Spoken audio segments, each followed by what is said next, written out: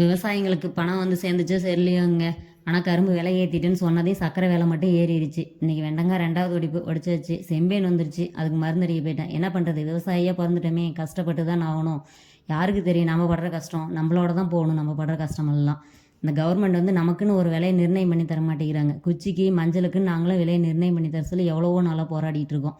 ஒன்றும் எங்களுக்கு செவி சாய்க்கிற மாதிரி தெரியல. அதில் படுற கஷ்டம் என்னங்கிறது எங்களுக்கு மட்டும்தான் தெரியும். கிழங்குக்கு நாங்கள் தான் காசு கொடுக்குறோம், பிடுங்கிறதுக்கு நாங்கள் தான் காசு, அது எல்லாமே நாங்கள் தான். அது கிழங்குக்கு பாயிண்ட்டு தான் உங்களுக்கு கணக்கு.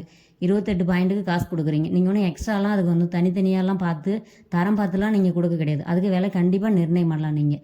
மஞ்சளுக்கும் அதே மாதிரி தான். மஞ்சள் வேவிக்கிறது, காய வைக்கிறது, உரைக்கிறது எல்லாமே நாங்களே பண்ணி கொடுத்துறோம். அதை பேக்கெட் பண்ணி கொடுக்குற அவங்க ஒரு விலையை நிர்ணயம் பண்ணி வைக்கிறாங்க. சாக்கில் மூட்டை கட்டி வைக்கிற எங்களால் ஒரு விலையை நிர்ணயம் பண்ணி எங்களுக்குன்னு கொடுக்க மாட்டேங்கிறீங்க. ஏன் அதை மட்டும் செய்ய மாட்டேங்கிறீங்க? நாங்கள் படுற கஷ்டம் மட்டும் உங்கள் கண்ணுக்கு தெரியலையா? எங்களுக்கும் ஒரு விலையை நிர்ணயம் பண்ணி கொடுங்க. கிழங்குல ஆழ கிழங்குல அது உள்ளே பூந்து செம்பேன் மருந்து அடித்து அது கண்ணெல்லாம் எரியும். அவ்வளோ கஷ்டப்படுறோம் நாங்கள். கிழங்கு மூட்டை 350 ரூபாய்க்கு தான் கொடுக்குறாங்க. ஆனால் எப்படி அவங்க மட்டும் பேக்கெட் பண்ண மாவு ஒரே விலைக்கு நிர்ணயம் பண்ணி வைக்கிறாங்க?